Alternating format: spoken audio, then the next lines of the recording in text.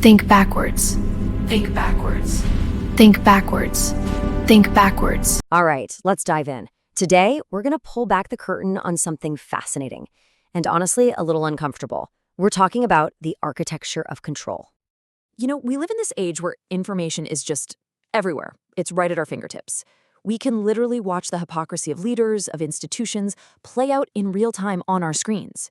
So that begs a huge question, right? With all this transparency, why do people still follow? Especially when the contradictions are just so blatant.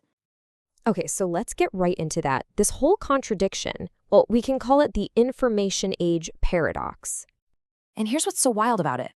This isn't about people being uninformed. It's not a lack of data or evidence. The facts are out there. The real answer, it's way deeper.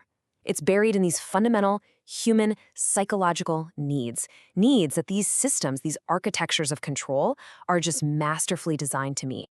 So to really wrap our heads around this, let's look at our first big example, religion.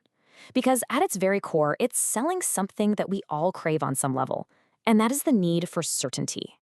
Yeah, I want you to think about certainty as a product. Our brains, well, they just hate ambiguity. They can't stand not knowing. We crave answers. So what do institutions like religion do? They offer this incredible product, a pre-packaged framework for everything.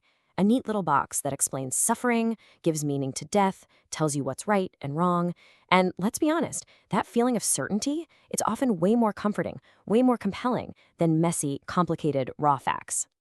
So this forces everyone inside the system to make a kind of subconscious calculation. On one hand, you have the intellectual cost. You might have to ignore some evidence, kind of look the other way when things don't add up.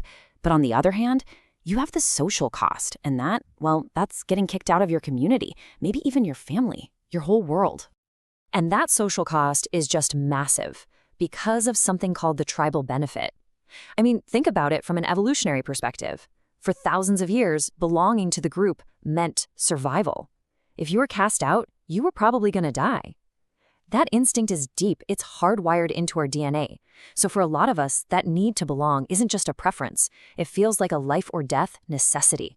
And that can easily overpower our ability to think critically for ourselves. All right, let's switch gears a bit, but you'll see how this same logic stacks up. Let's talk about our next case study, government. The core transaction here isn't really for certainty, it's for security. And it really is a trade when you boil it down. We, as citizens, we give up a certain amount of our personal freedom, our autonomy. And what do we get in return? Well, we get the promise of security. Or maybe it's just the illusion of security and a stable, predictable world. And this entire trade is fueled by a really powerful psychological force. It's called the status quo bias. Basically, we're wired to prefer things to just stay the same. Why? Because even a system that's totally flawed, totally broken, is at least predictable. And that fear of the unknown, the fear of chaos or anarchy, that's often way, way stronger than our frustration with the system we already have. And come on, we see the cracks in this deal all the time, don't we? The whole system is built on this promise of stability, but the people in charge, they often seem to be playing by a completely different set of rules. I mean, just think about leaders using so-called emergency powers to just bypass their own laws. Or how about pausing anti-corruption acts when it's convenient? It's the classic rules for thee, but not for me scenario. The powerful just exempt themselves from the very system they're enforcing on the rest of us. So you see this pattern in religion, you see it in government. What's the common thread here? What connects them? Well, that brings us to what you could call the universal control playbook. It's a set of tactics that leaders across all these different domains seem to use to hold on to power. Okay, so what's in this playbook? Step 1, they claim asymmetric information. That's a fancy way of saying I know something you don't, whether it's divine knowledge or top secret intel. Step 2, they create an external threat, an us versus them. It's the perfect way to unite everyone and distract from problems at home. Step 3, and we just talked about this, they exempt themselves from the rules. They put themselves above the very laws they enforce. And finally, step 4, it all leads to this, coerced dependency. They make it so leaving the system feels like you're risking everything, your salvation, your security, your very survival. But here's the kicker. Even when you can see the playbook right there in front of you, clear as day, walking away it's incredibly difficult. And that's because of one final, really powerful psychological lock.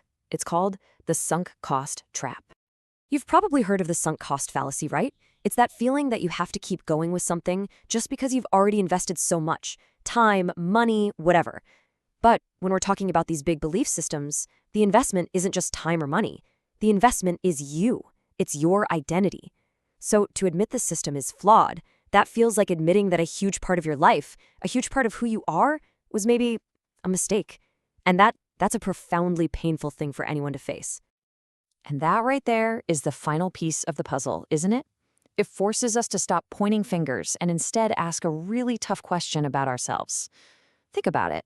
Once you've poured your entire identity into something, a belief, a country, a cause, how hard is it, really, to just walk away?